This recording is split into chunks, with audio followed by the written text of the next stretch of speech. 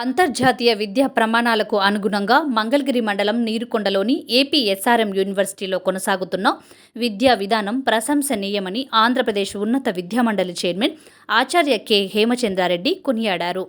బోధన, పరిశోధనల్లో అత్యుత్తమ ప్రతిభను కనబరుస్తున్న ఎస్ఆర్ఎం యూనివర్సిటీ ఆంధ్రప్రదేశ్లో ఏర్పాటు కావడం అభినందనీయమని ఆయన అన్నారు. ఏపీ ఎస్ఆర్ఎం యూనివర్సిటీలో శనివారం ఉదయం వివిధ దేశాల రాయబారులు, దౌత్య, విద్యావేత్తల ప్రత్యేక సమావేశం జరిగింది. యూనివర్సిటీ వైస్ ఛాన్సలర్ ఆచార్య మనోజ్ కుమార్ అరోరా జ్యోతి ప్రజ్వలన చేసి సమావేశాన్ని ప్రారంభించారు. ఈ కార్యక్రమానికి ముఖ్య అతిథిగా హాజరైన ఉన్నత విద్యామండలి చైర్మన్ హేమచంద్రారెడ్డి విద్యార్థులు, విద్యావేత్తలనుద్దేశించి ప్రసంగించారు. ప్రపంచంలో అత్యున్నత విద్యను భారతదేశం అందిస్తోందని గాంబియా హైకమిషనర్ ముస్తఫా జవర్ పేర్కొన్నారు. ప్రపంచవ్యాప్తంగా ఉన్నత విద్యా అవకాశాలపై చర్చాగోష్ఠి నిర్వహించారు. అనంతరం జరిగిన విలేకరుల సమావేశంలో గాంబియా హైకమిషనర్ ముస్తఫా జవర్ మాట్లాడుతూ, భారత్లో చదువుకున్న గాంబియా విద్యార్థులు ఉన్నత స్థాయి ఉద్యోగాలు పొందడమే కాకుండా తమ దేశంలో ఎంతో మందికి కొలువులు అందించే స్థాయికి ఎదిగారన్నారు. గాంబియా, భారత్ల మధ్య దృఢ బంధం ఉందన్నారు. ఈ సందర్భంగా ఏర్పాటు చేసిన ప్యానెల్ డిస్కషన్లో వివిధ దేశాల రాయబారులు పాల్గొన్నారు. అంతర్జాతీయంగా వివిధ యూనివర్సిటీల్లో లభిస్తున్న ఉన్నత విద్య, సాంస్కృతిక వ్యవహారాల చర్చకు సంధానకర్తగా కేంద్ర ప్రజా సంబంధాల విభాగం assistant director doctor Harsha Bhargavi వ్యవహరించారు. ప్యానలిస్టులుగా Korea republic consul general Suresh Chukkapalli, Canadian high commission Vikram Jain తదితరులు పాల్గొన్నారు. University registrar doctor R Prem Kumar, university international relations and higher studies director doctor Nagashweta కార్యక్రమాన్ని పర్యవేక్షించారు. Acknowledge one of the prominent ambassadors sitting, beside me. I have followed him. I have watched his interviews and read his articles.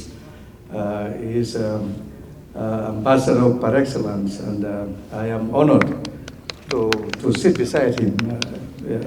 But to come to your question, in this day and age, when a student graduates from a first degree, there is no reason why that person should be unemployed. The present education system is molding students for this century and beyond. If it cannot do that, that institute should not be in business of education. True. And Gambian students, when they go back, obviously, they are not left unemployed, they are employed. I would give you an example. Last year we had the president of the Gambian Students Association in India and others. They graduated and they went back. Universities are safe, innovating, our students. They're having this innovative mind, enterprising mind, that they don't wait for a handout job opportunity, but they have to initiate for themselves. So these two folks, they came together and opened a laundromat. It's doing very well. They go pick laundry from people, then take care of it, give it back. They get the money. And now they are employed. At the same time, they are also doing that. The other guy opened a consultancy service. Guess what he is doing? Students that are interested to come to India, he's guiding them. And he's getting a fee in that process. You see how enterprise mindsets are? They don't sit around being idle. They start ventures. So this is what students that graduate from India are doing. When they go back, they get employed. because Gambia,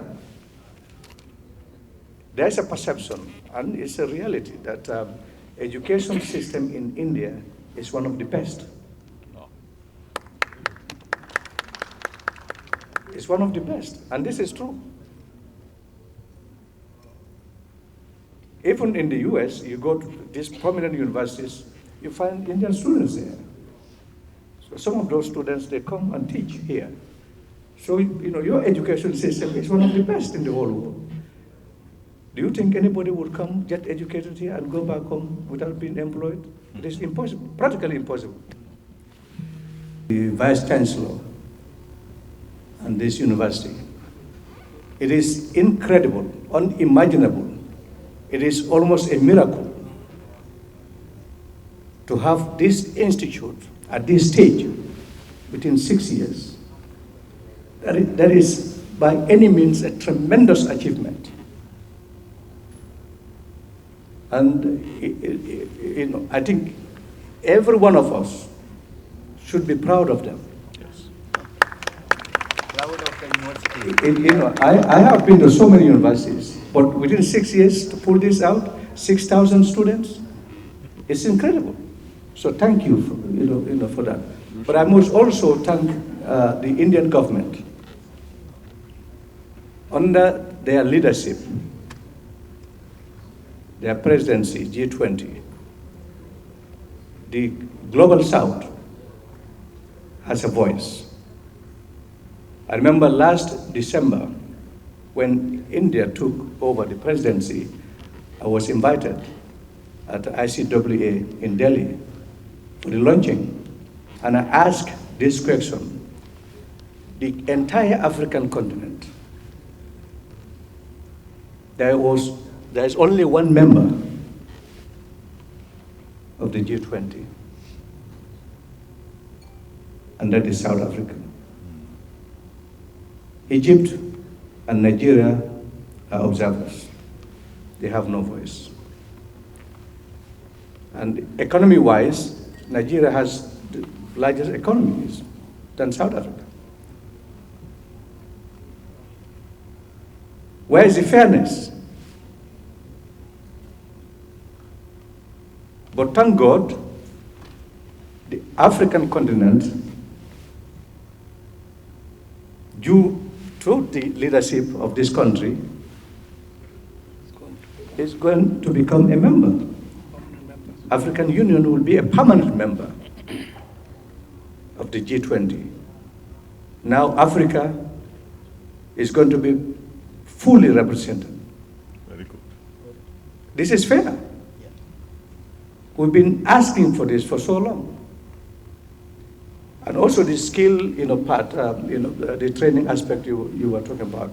We are grateful for Indian government because Gambia today, almost 70% of the permanent secretaries have been trained in this country through ITEC program, capacity building program. Even this year, we have 30 slots. In next month, September, we'll have 30 of our senior officers will be coming here for training. Our foreign service, 2021, 25 of them got training here. In 2019, 25 of them were trained here. And we are expecting for another batch to come next year. So the Gambia-India relationship is stronger today than ever before. And we have had a long bilateral relationship.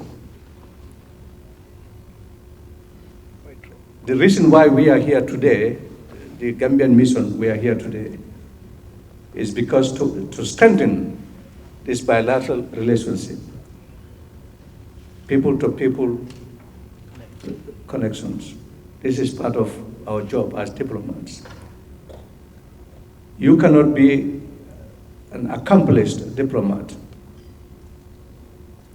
if you cannot. Many programs as far as international relations are concerned. This is one of the programs in that series which we call as diplomatic exchange, bridging beyond borders, and wherein we have invited delegates, diplomats from more than 15 countries who have come here all the way from different places, wherein we are trying to exchange ideas on how to further our international collaborations, whether it is student exchange, whether it is faculty exchange, whether it is international admissions, and as you might notice that Suresh also said it's not one-way traffic, it's two-way traffic. So we are trying to exchange ideas where we both sides can collaborate in many different ways. As I said earlier, already we have built relationships with many countries, including Korea, as I just mentioned. So looking at the kind of faculty which we have, as I said, 40% of our faculty have international exposure in the form of PhD institutes where they have performed, where they have studied for their PhDs and then postdoctoral experiences. So all these people are bringing in a lot of collaborations on our campus, and which is indeed benefiting the university, which I think I can say in 6 years we have done a lot as far as research is concerned. And as I said, we are third best private university in nature index ranking, which were announced recently. So meetings like this will help us grow further as far as our international relations are concerned. That is the purpose of this. So as I said, we basically aggressively started working towards international relations from last 1 year. And if I see, there are 3 such programs have been held, not at this scale, which is one of the biggest organized by the International Relations Directorate. It will help supporting students for the 2+2 programs, right?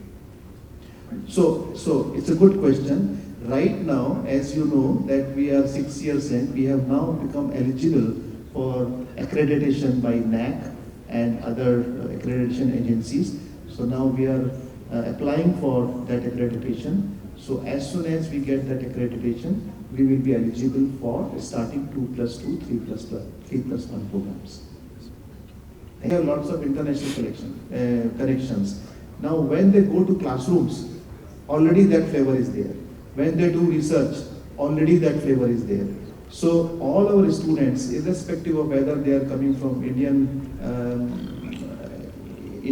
cities or outside the world, they all are part of a strong education system which we are running here. Software anedi, it has only limited purpose and limited job opportunities. So, world recession loki వెళ్ళిపోయి economies దెబ్బతిని తగ్గినప్పుడు ఆటోమేటిక్గా jobs కూడా వెళ్ళిపోతాయి. Jobs పర్మనెంట్గా కొత్త యాంగిల్లో మనం చూడాలంటే we have to look at other services other than software. Software anyway is there. Software job opportunities నీకు బయట దేశాల్లో ఉంటాయి అనుకుంటాం, ఎక్సెప్ట్ వెస్టర్న్ కంట్రీస్, పశ్చిమ కంట్రీస్ ఎక్కడ ఉండవు. ఎందుకంటే ఆ కంపెనీస్ ఇక్కడికి వచ్చి ఇక్కడే ఆఫీసులు పెట్టి ఇక్కడ మన ఉద్యోగాలు ఇచ్చి తక్కువ ఖర్చుతోటి వాళ్ళ సర్వీసెస్ చేయించుకుంటారు. సో ఇప్పుడు ది న్యూ ట్రెండ్ ఇండియాలో కానీ బయట కానీ మొదలైంది ఏంటంటే ప్రపంచ దేశాల్లో స్కిల్స్ కావాలి. ఇండియా అడ్వాంటేజ్ ఏంటంటే జనాభా. స్కిల్స్లో నీకు highly technical skill power, man power వాళ్ళకి ఎక్కువ ఉద్యోగాలు ఎక్కడో చోట దొరుకుతాయి. The low technical man power ఏదైతే ఉన్నారో, లైక్ నర్సింగ్, మెకానిక్స్, డ్రైవర్స్, తర్వాత ఫెసిలిటీ మేనేజ్మెంట్, ఇది మీ ఇట్లాంటి కాంప్లెక్స్లన్నీ మేనేజ్ చేసే ఫెసిలిటీస్, దానికి మేనేజర్స్ కానీ సూపర్వైజర్స్ కానీ స్కిల్డ్ మ్యాన్ పవర్. సో ఈ వీటిలో చాలా ఉన్నాయి. తర్వాత బయోటెక్నాలజీ, తర్వాత doctors, intensives. So these are some new things which are now coming up. ఇందాక వారు Taiwan trade and cultural centre director general చెప్పినట్టు వాళ్ళ కంట్రీలో పాపులేషన్ తగ్గిపోతుంది. ఎందుకు తగ్గుతుందంటే వాళ్ళకి పిల్లలు ఎక్కువ పుట్టట్లేదు, ఏజ్డ్ పాపులేషన్ అయిపోతుంది. They need skilled man power. మన దేశం స్కిల్ ఇండియా ప్రోగ్రామ్ అని చెప్పి, మన స్టేట్ కూడా స్కిల్ డిపార్ట్మెంట్ అని చెప్పి మన పిల్లల్ని ఆ పర్టికులర్ స్కిల్స్లో ట్రైన్ చేసి ఈ దేశాలకు పంపడానికి చాలా గొప్ప అవకాశం ఉంది. సో ఇప్పుడు జరుగుతూ ఉంది. ఇప్పుడు జపాన్, తైవాన్, కొరియా ఈ 3 దేశాలు విపరీతంగా మ్యాన్ పవర్ కోసం చూస్తున్నాయి. ఆ మ్యాన్ పవర్ కోసం చూసేటప్పుడు మనం నర్సులు అంటే ఏదో దుబాయ్ వెళ్ళి తక్కువ రేటు వచ్చింది అనుకుంటున్నారు. మీకు ఈ 3 దేశాల్లో ఇంజనీర్ల కంటే ఎక్కువ డబ్బులు వస్తున్నాయి. So opportunities are there. మనము ఆ విధంగా మనం ట్రైన్ అయ్యి ఇప్పుడు అది చూసుకుంటా కూడా మరి చదువులేని వాళ్ళు వెళ్తే ఉపయోగం లేదు. బేసిక్ ఎడ్యుకేషన్ ఉండాలి, ప్లస్ ఆ లోకల్ లాంగ్వేజ్ నేర్చుకోవాలి. అందుకనే ఇందాక ప్యానల్ డిస్కషన్లో ఈ 3 దేశాల లాంగ్వేజ్లు నేర్చుకుంటే, ఇప్పుడు హ్యుండై కొరియా అనుకోండి, హ్యుండై, ఎల్జీ, కియా, పోస్కో, బోల్డ్ అనే మల్టీనేషనల్ కంపెనీస్ ఇండియాలో ఉన్నాయి. కొన్ని వేల మంది ఉద్యోగులు ఆ కంపెనీలో పనిచేస్తున్నారు. ఆ కంపెనీలో పనిచేసేటప్పుడు కొత్త రిక్రూట్మెంట్లో ఆ కొరియన్ లాంగ్వేజ్ కూడా కొద్దిగా ఎక్కువ వస్తే వాళ్ళకి జాబ్ ఆపర్చునిటీ, వాడు ఇమీడియట్గా వాడిని పికప్ చేసుకునే అవకాశం ఉంటుంది. ఎందుకంటే వీడు కొద్ది కొరియన్ వచ్చు, లోకల్ లాంగ్వేజ్ వచ్చు కాబట్టి ఈజీగా తీసుకున్నారు. అట్లాగే జపనీసు, ఆ దేశంలో కాకుండా మన దేశంలో కూడా ఆపర్చునిటీస్ ఉంటాయి ఈ లాంగ్వేజ్ నేర్చుకుంటే. నార్త్ ఇండియా వెళ్ళారు. నార్త్ ఇండియా వెళ్తే గుంటూరు వాళ్ళు హిందీ మాట్లాడరు. ఏం చేస్తారు? ఆటో ఎక్కలేదు, ఏది చేయలేం కదా. ఎవరినో పట్టుకొని బతులాడుకొని సైన్ లాంగ్వేజ్లో మాట్లాడాలి. కొద్దిగా హిందీ వచ్చిందనుకోండి, భారతదేశం అంతా వెళ్ళవచ్చు. అట్లాగే వేరే దేశం వెళ్ళినప్పుడు కొద్దిగా ఆ లాంగ్వేజ్ మాట్లాడటం వస్తే that will be helpful for survival. అక్కడ ప్రొఫెసర్స్ ఇప్పుడు మీకు ఈ అన్ని దేశాల్లో 12వ క్లాస్ దాకా state level free education, only native language.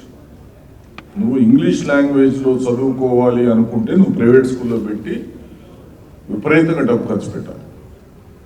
వాడు ఎంత పెద్ద ఉద్యోగస్తుడైనా, CEO ఆఫ్ ద కంపెనీ అయినా కానీ వాడి దగ్గర డబ్బు ఉండదు ప్రైవేట్ స్కూల్లో పెట్టాలి. వాళ్ళు mandatory only Korean language or Japanese language or Taiwanese language, ఇది అప్ టు 12th. తర్వాత undergraduate programs, graduate programs అదే లోకల్ లాంగ్వేజ్లో ఉంటాయి, బట్ ఇంటర్నేషనల్ లాంగ్వేజ్లో ఉంటాయి. ఎందుకంటే వాళ్ళు వాళ్ళ దేశభక్తి కానీ వాళ్ళ దేశ భాష కానీ వాళ్ళకి ఇష్టం. అందుకని నేను ఫర్ ఎగ్జాంపుల్ 2 years బ్యాక్ నేను కొరియా వెళ్ళినప్పుడు ఒక పబ్లిక్ స్కూల్కి వెళ్ళాను, అంటే గవర్నమెంట్ స్కూల్కి. గవర్నమెంట్ స్కూల్ అనేది ఇంటర్నేషనల్ స్కూల్ లెవెల్లో ఉంటుంది. ఆ ప్రిన్సిపల్ దగ్గర వెళ్ళి కూర్చున్నాను, ప్రిన్సిపల్ వైస్ ప్రిన్సిపల్ దగ్గర. నేను అరగంట మాట్లాడితే పక్కన ట్రాన్స్లేటర్ని పెట్టుకొని మాట్లాడాల్సి వచ్చింది. బేసిక్ ఇంగ్లీష్ కూడా వాళ్ళు మాట్లాడారు. అందుకని it is better if you are looking at opportunities, you learn their language. Getting a job. In India also currently there is a great focus on becoming a job creators. Not only employment seekers. But another example of what people who have been trained in India or studied in India I can give you. When I used to study in JNU, we used to have a large number of students from Africa and from Arab world. In the African continent, there are about 13 leaders, presidents, prime ministers or vice presidents who have been trained in India. So every African student, if he has a good experience here and good expertise, and I remember in Nigeria, President Obasanjo often used to tell me, I know India better than you do. So you can imagine the kind of goodwill that is generated because of this kind of an interaction. So I think that there is a natural empathy and affection towards India and Africa. And we have this umbilical partnership and relationship. which is very important. So I always say that I spent nearly 1/3 of my diplomatic career in African countries, Excellency, and I can safely say that I enjoyed being there the most, starting with my very first posting. And everywhere I've seen.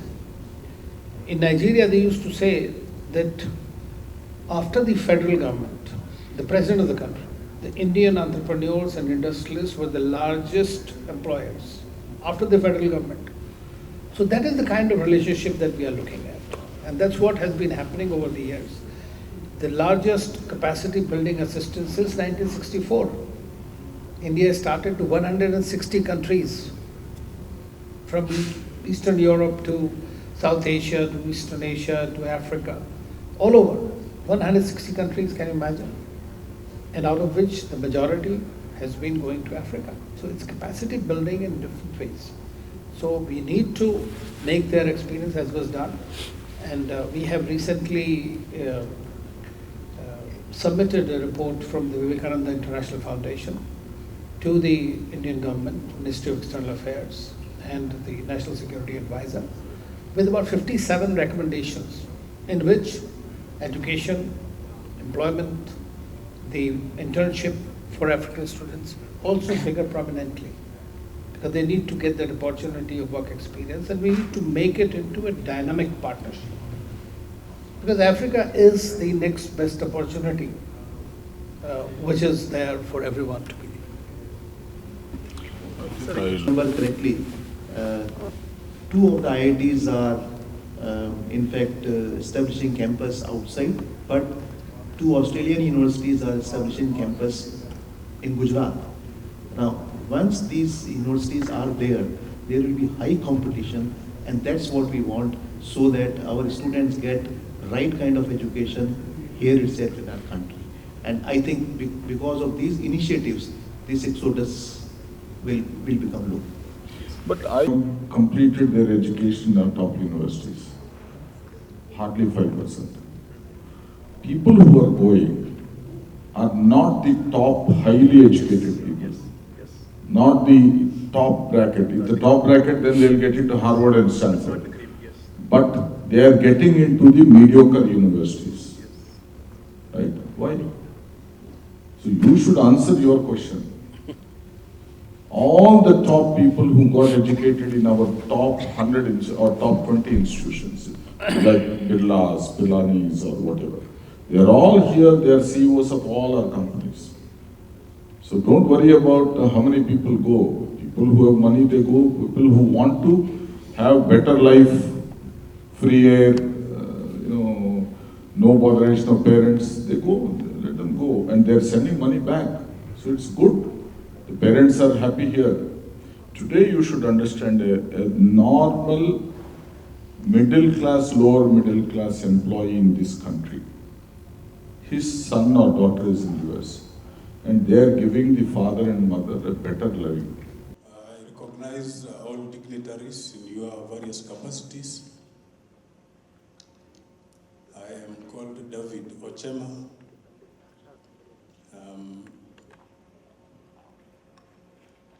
Now, I just have one issue that I want to pass over: exchange. Now, we all appreciate that cultures vary from one place to another. So we'll expect that when we reach here,